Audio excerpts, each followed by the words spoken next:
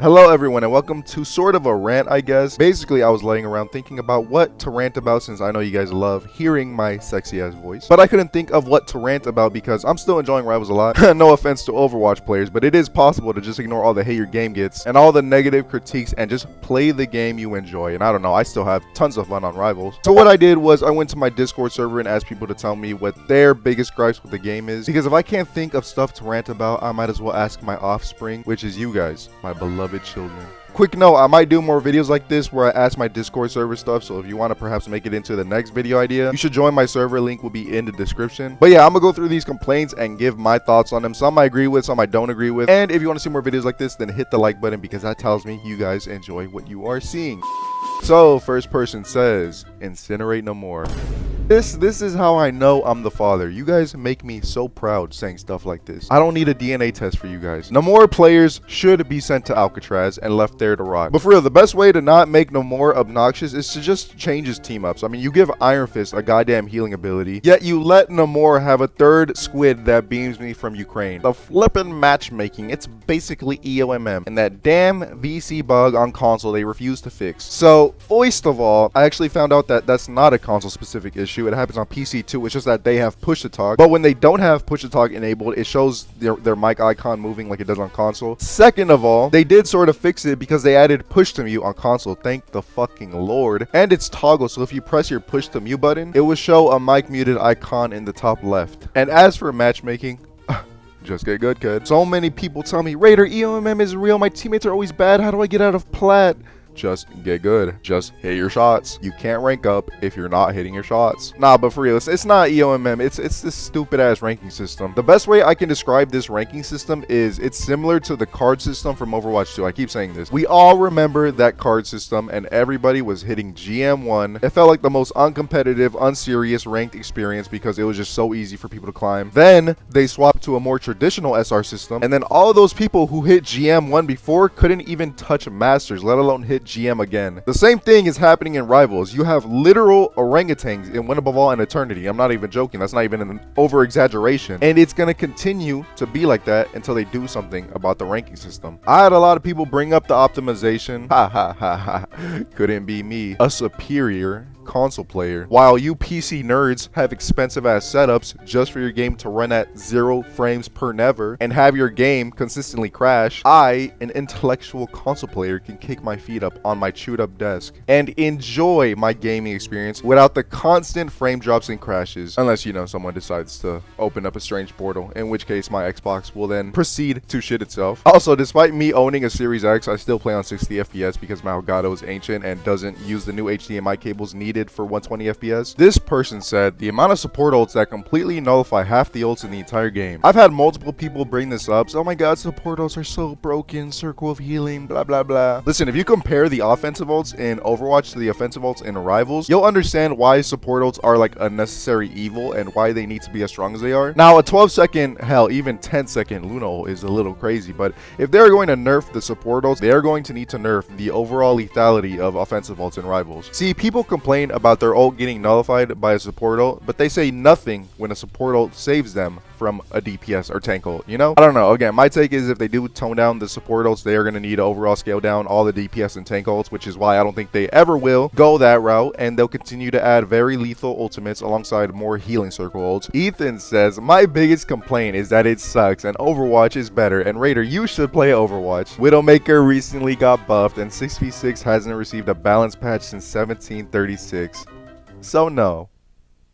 That Wolverine that wants me so bad. Yeah, it's pretty funny. Everyone complains about Wolverine and how unfun the kidnap mechanic is, and then they release fucking Angela, who's basically the tank version of Wolverine. I get these heroes are made like months in advance, but it's like, come on, bro. I don't like being grabbed unless it's by a dominant goth mommy. Support players. Support players suck balls. Garbage subhumans.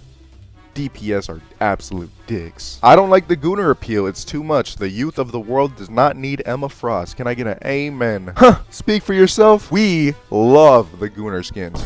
Actually, they are just comic book skins. And as an avid Marvel comic enthusiast, I love seeing these skins come to life.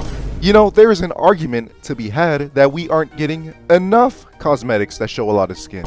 So this take is wrong. Gunner skins are a win-win situation. We get to see cheeks, the devs get to see checks. Matter of fact, you're banned from my server for even implying such monstrosities. Bug says how toxic people are. Even if you're just saying something positive, they call you every name under the sun. I see this a lot. Even my mod sent a submission saying how her biggest complaint is toxicity. How are you guys gonna watch a channel, be a mod for a channel that centers around toxicity and being toxic, and then complain about toxicity?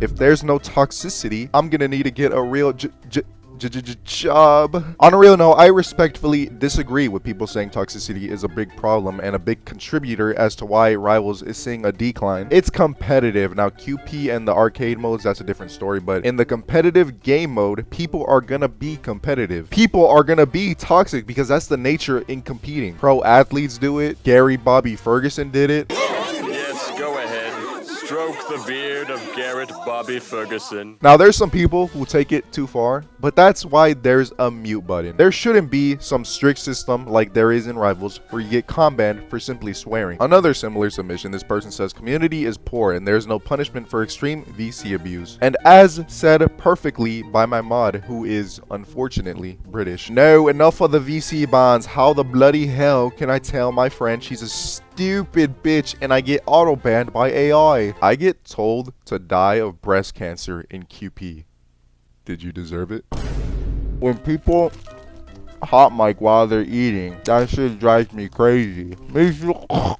Me too, man. Me too. But that's not really a complaint about the game. That's more a complaint about the people. So let's keep it on topic, shall we, buddy? Watermelon says, Clintar being 90% of my games is my problem. I ain't trying to get digged down by Noel and his crummy Big Bang old cock. The most base take I've seen so far. Clintar is hands down the worst map in the game. All the variations of it. This venom semen infested dog shit needs to be put out of rotation. And can we please talk about how these two maps have been out of rotation since 1942? Isn't the point of map pools to rotate the said map pools? They weren't even bad maps. It's as if the devs took these maps out of the game and just forgot to put them back in. Every game has its one map that's so shitty and is universally hated on. In Overwatch, you had Havana. In Black Ops 1, you had Crisis. In Black Ops 2, you had Aftermath. That is what Clintar is. Clintar is like Aftermath, where if we had democratic rights to vote for the maps we played, Clintar would never be chosen. It's pretty ironic because Clintar looks like the aftermath of those Venom X Psylocke animations. Not that I've seen them myself or anything. What? I'm implying it looks terrible. It's bland. It plays like shit. There's no colors. Add in the symbiote mechanic and add in the fact that there are now 3 fucking variants of it. There's conversions,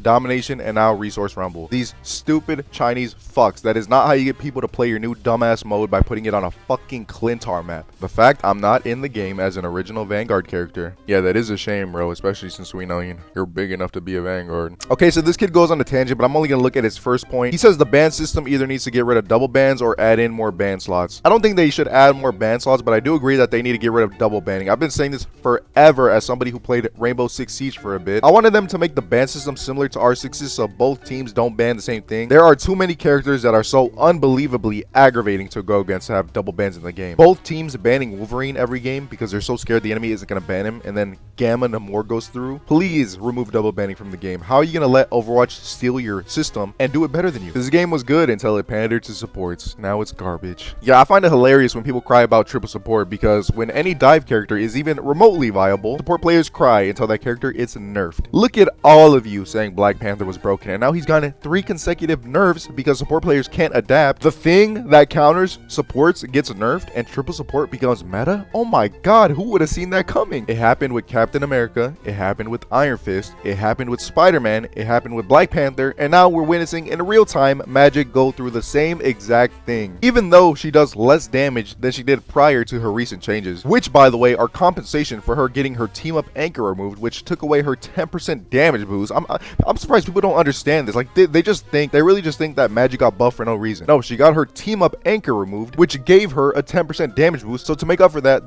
they like did an overall buff to her kit, and she does less damage than she did before. But yes, I'm already seeing a lot of Magic bans, and yeah, Magic is gonna get banned because support players just want to sit main and heal bot. They don't want to deal with any sort of dive. They convince themselves that it's not their positioning, it's not their, decision making, it's just that the dive character is broken. Now, I'm not reading all of this, but he says support is boring and not fun, and it's so ironic because the most fun I have on support is dealing with dive because, it's interactive. It's nice to flex that you can deal with dive by yourself and the help of your other support if you're good enough, which most people aren't. Hey, I don't mean to turn this into a support hate video, but come on, I speak the truth. Later in his message, he brings up the kits and Overwatch supports, and man, he is just so right. Like on Overwatch, you had the supports do different things. Lucio enabled rush, Neore was good for grouped up comp, Mercy enables DPS, Zenyatta and Bab did a shit ton of damage, Kiriko has cleanse and had great survivability and dual potential, and Brig was anti-dive. Brig was my favorite hero before I left Overwatch. She was so fun to me, and I wish they added a character like her to Rivals, but it's kind of a tricky situation because Brig, broke Overwatch. I'm sure they'll add in different support playstyles when they add in new support characters, which is, taking a long flipping time because I cannot believe they released 2 fucking DPS characters in a row. But yes, I agree that supports need more versatility in the support role. And to end off this video, even though no one suggested this is a personal complaint of mine. It's stacking. Please bring back stacking. And this is coming from somebody who 90% of the time solo queues. Recently, I started playing with my buddies more, and it sucks donkey cock how we can't play together. Also, I think the SR range is a little too strict. In R6 and Overwatch, you can queue with any rank. I mean, champions can queue with bronze players at the expense of, having to wait an hour. But it's already an extremely uncompetitive game, so Rivals just allow us to stack and queue with any rank. I mean, one time I went against the same 3 stack 3 times in a row. Granted, I beat them every single time, but if I'm already a solo queuer going against stacks, just open the fucking gates, bro. It's a casual game, and what's more casual than being able to play with your fucking friends? Anyways, that does it for today's video. Again, if you want to see more content like this, then drop a like, and if you want to participate in future events like this, then join my Discord. Link will be in the description. I love you guys. I'll see you guys next week for another video. Stay safe and peace.